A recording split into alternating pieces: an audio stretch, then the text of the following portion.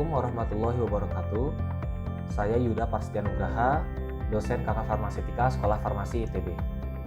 Pada kesempatan kali ini, saya akan memberikan penjelasan terkait salah satu mata kuliah yang saya ampuh, yaitu FA 4036 Kristalografi Farmasi. Mata kuliah ini merupakan mata kuliah pilihan di program studi Sains dan Teknologi Farmasi.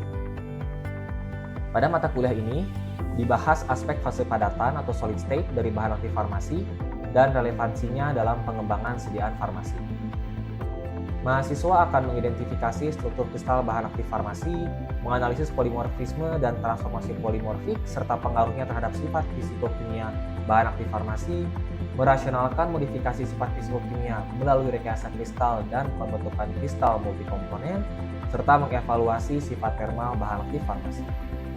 Selain itu, mahasiswa dilatih untuk memilih bentuk kristal bahan aktif farmasi yang tepat untuk diformulasikan pada sediaan farmasi, mulai dari penelaahan data kristalografik yang relevan, visualisasi dan analisis struktur kristal, interpretasi data PXRD, hingga pelaporan hasil. Mata kuliah ini mendukung pencapaian CPL dari program studi Sains Teknologi Farmasi. Yang pertama adalah CPL nomor 03, yaitu menjelaskan karakteristik bahan farmasi aktif dan bahan pembantu dalam kaitannya dengan formulasi dan manufaktur sediaan farmasi.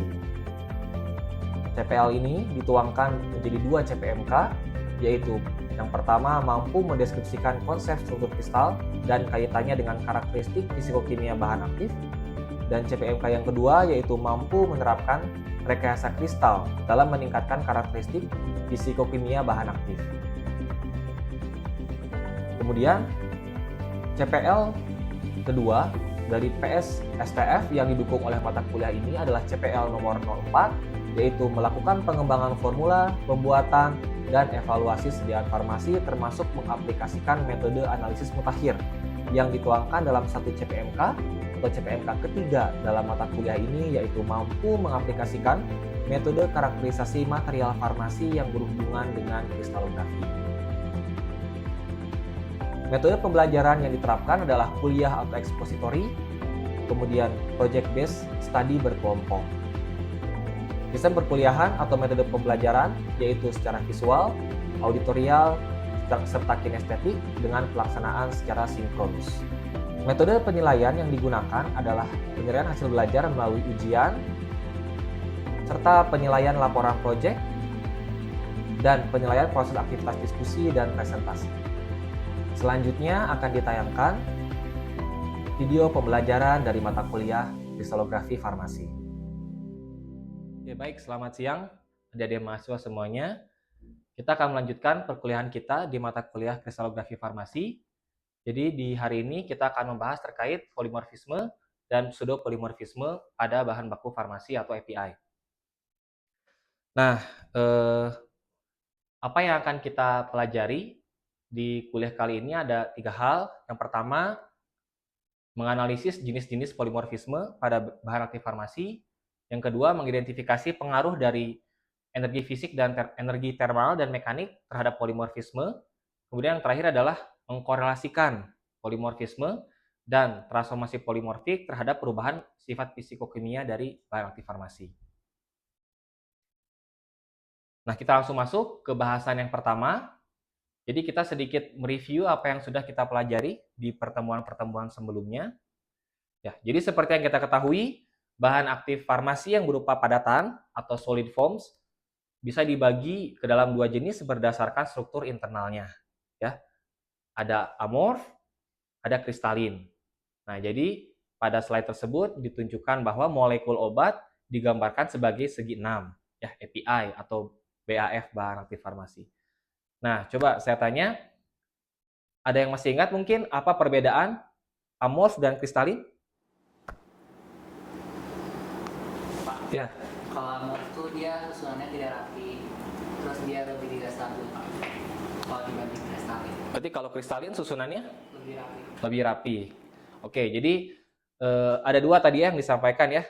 Yang pertama, amorf itu susunannya tidak rapi. Jadi mungkin yang dimaksud susunannya itu adalah susunan dari molekulnya dalam struktur internal ya, itu tidak rapi. Kita tidak bisa bilang kalau amorf memiliki struktur kristal, tidak ya, karena kan dia bukan kristalin ya. Jadi kita bilangnya pada struktur internalnya gitu. Nah, kristalin itu adalah kebalikannya dari amorf, dia memiliki susunan molekul yang teratur dalam kristalnya. Kan namanya juga kristalin ya, berarti ada kristal gitu. Nah, apa implikasinya ya? Betul tadi. Jadi amorf itu cenderung tidak stabil. Nah, oleh karena itu jarang sekali obat-obat yang dikomersialkan dalam bentuk amorf. Jarang sekali. Ya. Jadi ini adalah yang tadi telah dijelaskan. Yang pertama, amorf itu tidak ada keteraturan dalam long range. Jadi sebetulnya ada juga ya penelitian-penelitian yang menyebutkan bahwa amorf itu ada keteraturan kok gitu. Tapi keteraturannya hanya pada short range. Jadi hanya pada bukan pada rentang misalnya milimeter atau nanometer, bukan, tapi lebih ke arah yang dekat sekali gitu. Maksudnya dalam hitungan angstrom gitu. Dalam puluhan angstrom, mungkin 1 nanometer ya. Yang tadi long range itu bisa dalam skala mili atau mikrometer gitu. Jadi ribuan atau jutaan susunan ya yang teratur. Tapi kalau amorf mungkin hanya di sekitarnya saja gitu yang teratur. Nah, tadi dia metastabil sehingga kelarutannya juga lebih tinggi ya. Nah, kekurangannya juga sulit sekali untuk di scale up dan diformulasikan ya. Jadi ada satu obat yang saya tahu dikomersialkan dalam bentuk amorf, yaitu obat antihipertensi golongan sartan. Itu valsartan ya, mungkin kalian pernah mendengar ya. Itu juga obatnya tidak terlalu lama kan ya, lumayan lah, itu 2000-an ke sini kalau tidak salah dirilisnya. Itu dia dikomersialkan dalam bentuk amorf. Unik ya, jadi meskipun dia sulit untuk diformulasikan, tapi dalam beberapa kasus kemetastabilannya itu masih tetap bisa stabil gitu dalam rentang waktu misalnya usia simpan obat gitu. Jadi kan tidak mesti ya yang tidak stabil itu tidak stabil dalam waktu yang misalnya hitungan hari gitu. Tidak, belum tentu, tapi bisa jadi dalam hitungan tahun masih bisa relatif stabil gitu. Nah, yang menjadi pokok bahasan kita atau di kuliah ini terutama adalah bahan kristalin, yaitu yang kebalikannya, dia memiliki susunan molekul yang teratur. Ya. Kemudian kelarutannya lebih rendah, tidak masalah. Kan kita juga belajar bagaimana cara memformulasikan obat-obat yang kelarutannya rendah misalnya ya. Jadi kita bisa memberikan pendekatan dari sisi formulasi. Nah, ini manufacturability-nya, atau misalnya kita ingin membuat bahan aktif tersebut dalam skala yang besar, disintesis, itu bisa dengan mudah dan reproducible gitu, kualitasnya ya. Dan yang paling penting dia lebih stabil secara fisik dan secara kimia. Itu. Nah, itu ya. Nah, ini. Jadi kesimpulannya adalah bentuk kristalin ini lebih dipilih untuk pengembangan obat. Dan memang di pasaran pun bahan aktif itu dipasarkan dalam bentuk kristalin. Jadi kalau kalian beli gitu ya, misalnya nanti kerja di industri farmasi, kemudian kalian membeli bahan baku, 99% kristalin. Jadi cukup yakin kalau itu adalah kristalin. Bahan bakunya saya bicara API ya. Kita tidak bicara eksipien, karena eksipien kan banyak yang berupa polimer, dan polimer itu cenderung lebih ke arah yang tidak kristalin gitu atau semi kristalin. Nah, ini kita bicara API ya. Nah, sekarang kita fokus pada yang diberikan kotak itu ya. Jadi amorf kita kesampingkan dulu gitu. Yang akan menjadi pokok bahasan kita adalah polimorf ya. Jadi bagian atas tertulis polimorf A, polimorf B. Nah, jadi molekulnya itu sama, tetapi susunannya berbeda-beda. Misalnya di situ digambarkan dengan segi 6, yang polimorf A itu tersusun seperti sarang lebah, misalnya honeycomb. Tapi yang polimorf B itu tersusun berbaris 3x3 misalnya gitu. Nah, molekul, misalnya kita punya suatu molekul, taruhlah misalnya aspirin gitu. Nah, dalam kristalnya, dalam padatannya, dia juga bisa tersusun seperti itu. Bisa memiliki susunan yang berbeda gitu. Nah, itu yang harus kita atau kalian sadari gitu, bahwa tidak selalu ketika kita membeli misalnya ya, atau ya mensintesis atau melakukan kristalisasi apapun terkait bahan baku, kita akan mendapatkan polimorf yang sama terus gitu. Ya. Bisa jadi polimorf yang berbeda gitu. Ketika memang bahan tersebut memiliki polimorf. Nah, selain itu, ini nanti untuk kuliah kita yang selanjutnya ya, namanya kristal multikomponen. Di bagian bawah itu ada sulfat atau hidrat, ada garam, dan ada kokristal. Itu namanya kategori kristal multi komponen. Yang atas itu adalah single komponen, hanya bahan aktifnya saja. Yang multi komponen, sulfat misalnya, itu mengandung pelarut organik selain air. Biasanya di farmasi etanolat yang paling banyak. Jarang yang lain. Metanol itu kan lebih toksik ya dibandingkan etanol. Jika dikonsumsi secara oral ya. Kemudian juga larut yang lain kan lebih toksik ya. Jadi paling yang safe itu air dan etanol gitu, yang relatif aman. Sehingga kalaupun sulfat adanya etanolat. Hidrat itu jelas paling aman ya, air dan paling banyak. Kemudian ada garam ya. Nah, ini termasuk kategori yang paling populer di farmasi. Jadi bahan baku itu dipasarkan dalam bentuk garam. Coba contohnya apa? Mungkin ada yang tahu? Palmitat itu ester. Dia memang sering apa ya? Sering yang banyak yang menyebutkan itu garam gitu. Tapi itu sebetulnya adalah ester dari struktur kloramfenikolnya, palmitat. Yang lain? Kinin HCl ya, kinin hidroklorida ya. Berarti kininnya asam atau basa? Basa dan ada dibuat garam dengan asam klorida ya, HCl gitu. Ada lagi? Nah, sodium diklofenak atau natrium diklofenak itu juga garam. Tapi ini kebalikannya. Diklofenaknya asam atau basa? Asam. Makanya garamnya dengan sodium ya, NaOH misalnya. Itu ya. Jadi banyak sekali di farmasi kita menggunakan garam. Nah, uniknya ada juga suatu bahan aktif yang dia tuh dipasarkan dalam bentuk dua-duanya. Ada yang garamnya, ada yang free base-nya ya kita sebut ya, asamnya atau basanya gitu. Ada juga yang tadi misalnya kloramfenikol. Dia ada esternya gitu. Padahal kloramfenikol juga ada bentuk yang lain. Kloramfenikol base itu kita pakai juga. Misalnya untuk, ada yang tahu? Obat apa, sediaan apa? Yang menggunakan kloramfenikolnya itu base. Kalau palmitat dipakainya di mana? Sediaan apa? Oral kan ya? Suspensi. Itu kenapa dipakai palmitat? Ada yang masih ingat? Bisa hidrolisis? Iya, dia lebih tahan. Terus yang lain? Dibuat ester itu supaya apa sih? Kalau kita membuat ester dengan asam lemak, hidrofobik. Jadi apa tuh molekulnya? Lebih larut atau lebih tidak larut? Hah? Lebih tidak larut kan? Nah, kenapa? Ini mau dibikin sediaan oral tapi dibuat tidak larut. Kenapa kira-kira? Bukan. Bukan. Ada yang lebih sepele tapi penting. Rasanya. Jadi supaya tidak larut, itu rasanya tidak, rasa pahitnya itu tidak akan terasa gitu, berkurang lah. Meskipun nggak mungkin kan ya jadi enak gitu, enggak, bukan. Tapi jadi lebih tidak pahit gitu. Bukan berarti nggak pahit, tidak. Tadi juga sama, itu kan karena di ester nanti dia dihidrolisis, kemudian kloramfenikolnya aktif. Nah, kedua dibuat tidak larut supaya dia bisa diformulasikan menjadi suspensi. Kalau larut kan susah nanti dengan stabilitasnya, karena kan yang larut yang terhidrolisis betul. Kalau kita buat suspensi, dia tidak larut otomatis lebih stabil gitu. Nah itu ya.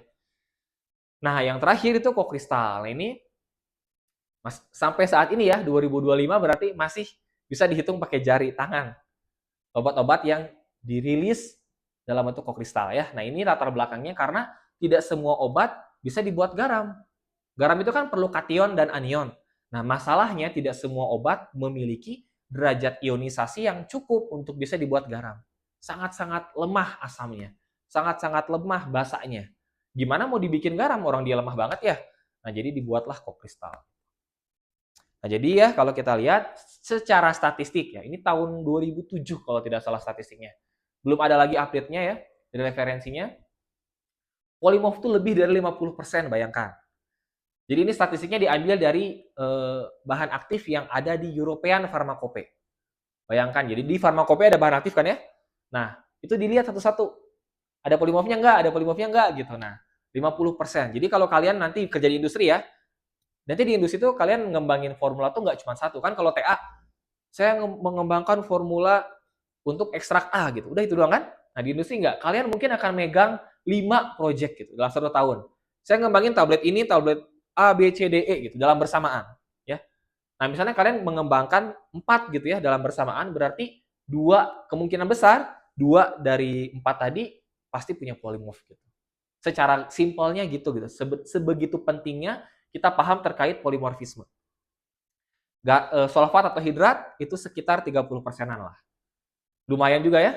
Misalnya contoh, ada yang tahu bahan aktif yang ada hidratnya. Bahan aktif yang komersial ya, bukan yang under development, bukan. Ini yang sudah dikomersialkan. Coba. Saya kasih contoh dulu ya. Metoclopramid, HCl, monohidrat. Ada yang tahu lagi? Seringkali tidak dinotis ya, karena kan biasanya kalau garamnya ingat. Garam itu pasti ingat, karena di kemasan pun selalu dicantumkan. Kan sodium diklofenak ya. Tapi kalau hidrat seringkali di label itu tidak dicantumkan, adanya di bagian brosur misalnya. Jadi nanti mengandung, contoh misalnya metoclopramid, obat ini mengandung metoclopramid HCl monohidrat yang setara dengan misalnya 10 mg metoclopramid misalnya gitu. Ya. Ada yang tahu satu mungkin? Oral hidrat itu tapi kan dia antiseptik ya kalau tidak salah ya. Atau apa ya? Antiseptik ya. Itu hidratnya saya kurang tahu pasti tuh kalau itu. Apakah dia hidrat seperti bahan baku organik farmasi ya, bahan baku farmasi organik atau seperti apa? Coba yang lain ada nggak yang inget? Susah ya kalau hidrat ya. Tapi untuk bahan baku yang berupa garam 1:2 kan ya. Nah, itu banyak yang berupa hidrat gitu. Jadi gini, kebanyakan hidrat itu berasal dari API yang sifatnya garam. Kebanyakan. Mungkin dari yang ditemukan ya, yang sering kita temui sehari-hari kayak gitu. Jadi pasti kalau ada hidrat tuh dia garam gitu. Karena kecenderungannya, karena dia polar, lebih polar ya, kan dia garam ya, kation anion, dia lebih bisa cenderung berikatan dengan air gitu. Itu ya. Misalnya yang lain ya, saya kasih contoh telmisartan. Telmisartan hidroklorida itu juga ada hidratnya. Jadi kebanyakan yang ada hidrokloridanya dan ada sodiumnya ya, itu rata-rata bisa membentuk hidrat. Rata-rata. Jadi yang ada sodiumnya, misalnya dari sodium diklofenak ya, saya sendiri tidak ingat ya apakah dia ada hidrat atau tidak, tapi bisa kalian cek, umumnya hidrat itu berupa ada sodiumnya gitu. Nah, kokristal ya, tadi saya bilang belum ada statistiknya karena baru sedikit. Jadi tidak relevan gitu ya secara persentase karena kecil sekali, mungkin di bawah 0,1% kali kalau cuma 7 coba. Atau 10 lah. Obat kan ribuan ya, obat itu. Jadi pasti kecil sekali. Nah, lebih kompleksnya lagi ya, nanti kita akan belajar di pertemuan terkait kristal multikomponen, itu ada bentuk-bentuk kristalin lain yang berupa overlap dari rock kristal dengan sulfat dengan garam gitu ya.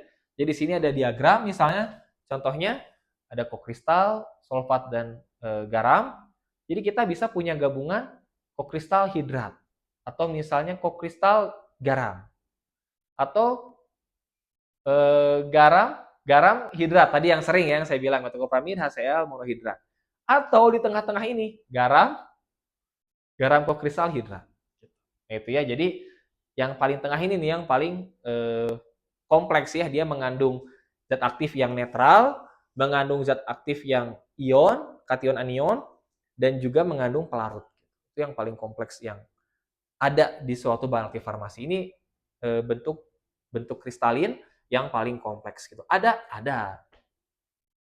Jadi seperti misalnya ada ya kokristal yang sudah dipasarkan, namanya sacubitril valsartan. Itu adalah kokristal yang dibentuk antara dua obat. Jadi ini unik lagi, sudah mau kokristal, dua-duanya obat gitu.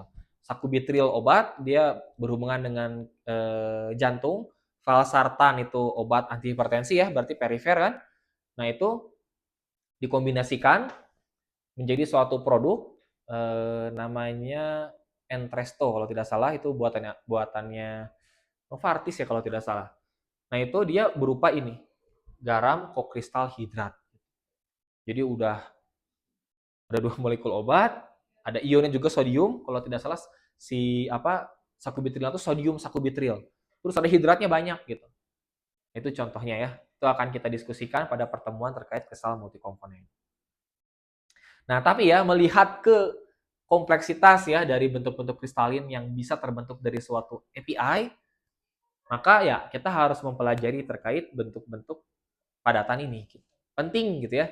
Ini kan salah satu topik bahasan yang kurang banyak diekspos di mata kuliah lain. Ya, mungkin di mata kuliah lain dari tingkat 1, tingkat 2, atau mungkin bahkan tingkat 1 kalian sudah belajar. Iya, ada obat, ada bahan baku obat gitu. Kita memformulasikan A, B, C menjadi liquid, menjadi sediaan padatan, solida, menjadi semi solid gitu. Tapi kita sendiri jarang mempelajari terkait API-nya itu sendiri. Gitu. Nah, makanya kita coba gali di mata kuliah ini. Nah, ya sebelum kita diskusi lebih lanjut, saya akan memberikan suatu diagram ya yang menggambarkan perjalanan suatu obat serbuk ya sampai bekerja menghasilkan efek farmakologi. Ini yang bisa memberikan gambaran, berharap ya memberikan gambaran ke kalian sebegitu pentingnya kita mempelajari terkait polimorf pertamanya. Nah, jadi ya kalau kita punya zat aktif atau API, kita kan harus memformulasikan ya atau memproduksi manufacturing obat API tersebut menjadi produk obat ya. Misalnya di sini ada obat namanya Bufferin. Ada yang tahu nggak isinya apa? Bufferin ini analgesik ya. Jadi kalau tidak ibuprofen itu adalah paracetamol. Saya juga agak lupa. Ini obat di Jepang. Saya sendiri lupa. Kayaknya ibuprofen atau paracetamol. Nah, setelah jadi obat kita kirimkan ya transport. Terus disimpan sampai ke pasien. Ada yang bisa nebak nggak kira-kira dari sejak jadi sampai ke pasien berapa lama? Misalnya ada apa di sini ada mana Kimia Farma Banjaran misalnya, produksi obat ya. Nah, kapan sih nyampe ke kita gitu? Mau minum gitu. Bisa diprediksi nggak? Bisa nggak diprediksi? Sebulan? Setahun? Mungkin nggak setahun? Mungkin kan? Nah, panjang ya ini oversimplify ya. Jadi ini seolah-olah dekat sekali gitu antara pasien dan pabrik. Padahal kenyataannya lama jauh. Kemudian pasiennya minum obat kan ya. Yang terjadi fase biofarmasetik dulu kan, biofarmasi ya. Terus farmakokinetik, terus farmakodinamik. Pasti seperti ini ya untuk tidak untuk semua obat tapi untuk kebanyakan obat.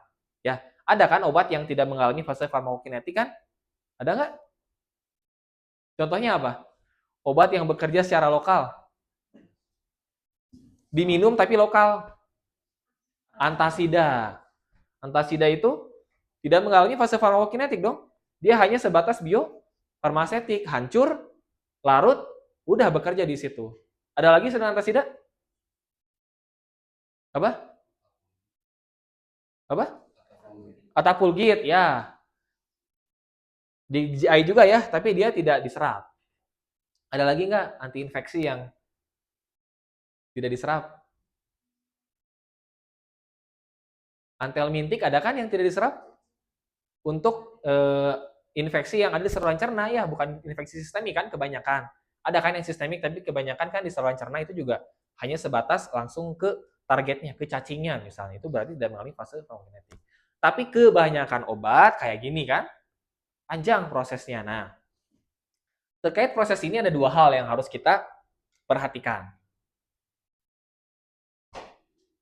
Yang pertama, pada saat yang berwarna hijau ini ya, yang saya tanya dengan warna hijau, pada step-step ini, sifat fisikokimia dari bahan aktif itu sangat-sangat penting. Jadi, apakah proses ini berhasil atau tidak, tergantung sifat fisikokimia obatnya. Ya, nih saya kasih contoh. Sampai farmakokinetik ya, karena farmakodinamik itu tidak ada hubungannya dengan, sudah tidak relevan lagi kita bicara kelarutan itu juga relevan. Karena dia tinggal hubungannya antara molekul dengan reseptor, molekul dengan enzim gitu. Nah, ini ya contoh kalau kita ingin membuat tablet sampai tahapan penyimpanan misalnya, kita harus memastikan bahwa serbuk atau API kita punya sifat aliran yang bagus, tabletabilitas yang bagus, dia stabil secara kimia, stabil secara fisik, kemudian dia higroskopis atau tidak. Gitu. Kemudian di fase setelahnya, di fase biofarmasetik mulai muncul kelarutannya penting. Disolusinya penting tuh di sini kan sebetulnya. Memang sih pada saat proses formulasi itu penting kita memformulasikan tergantung kelarutan. Iya oke, tapi dalam fase biofarmasetik ini tidak bisa diotak-atik lagi, udah di dalam sini loh. Ya, disolusi, permeabilitas ya. Kemudian stabilitas kimia juga sama kan ada ini ya, asam di sini gitu.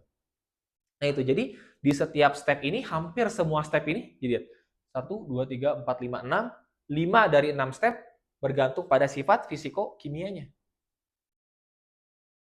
Nah, masalahnya kalau aja ini nggak terjadi ya, tapi masalahnya ini terjadi, bentuk kristal yang tadi saya sebutkan, ada polimorf, ada garam, ada hidrat, ada kokristal, itu bisa memiliki sifat fisiko-kimia yang berbeda-beda. Kalau misalnya tadi polimorf A dan B, yang susunannya yang ini honeycomb, yang ini berbaris, sifatnya sama ya terus apa gitu. Ya terus kenapa? Nggak apa-apa kan? Nah masalahnya, kebanyakan kasus beda bentuk kristal itu beda sifatnya. Artinya kita harus tahu kan milih yang mana. Bener nggak yang kita pakai itu yang bentuk itu? Ya, kita harus yakin kalau memang kita memilih bentuk yang benar dan menggunakan atau mendapatkan juga misalnya kita membeli ya bentuknya yang benar gitu. Tanpa kita tahu ada dua bentuk misalnya A dan B ya itu lebih parah lagi gitu. Kita tidak tahu apa-apa tentang terkait bahan yang akan kita formulasikan, bahaya itu. Nah itu ya, ini akan kita pelajari. Contoh misalnya ya, ini contoh bagaimana beda polimorf itu beda sifatnya. Ada yang tahu ini tablet apa? Putih warnanya bisa apa saja ya. Tapi kira-kira apa sih ini? Paracetamol ya. Karena kebanyakan kalau contoh itu paling gampang ya paling relate gitu. Sesuatu yang paling relate mungkin ya. Kalau misalnya kita punya statistik ya, kita melakukan menyebarkan kuesioner ya ke mahasiswa dan dosen farmasi. Obat apa yang paling sering Anda konsumsi? Saya cukup yakin jawabannya adalah paracetamol. Cukup yakin. Karena saya sendiri, mungkin kalau seumur hidup ini saya hitung, paling banyak saya minum paracetamol. Bener nggak? Coba kalian ya. Mungkin kalian ada yang preferensi yang lain ya. Kadang mungkin ada orang yang lebih senang mefenamat, oke lah. Ada yang lebih senang ibuprofen, tapi di kita agak kurang populer ya. Di negara Jepang tuh lebih populer dibandingkan paracetamol, ibuprofen tuh. Jadi kalau pusing tuh ibuprofen milihnya. Kalau kita kan nggak kepikiran ya, pusing itu ya paracetamol, ibuprofen itu untuk anak-anak kalau di kita mindsetnya. Nah makanya contoh tuh ya yang relate lah paracetamol.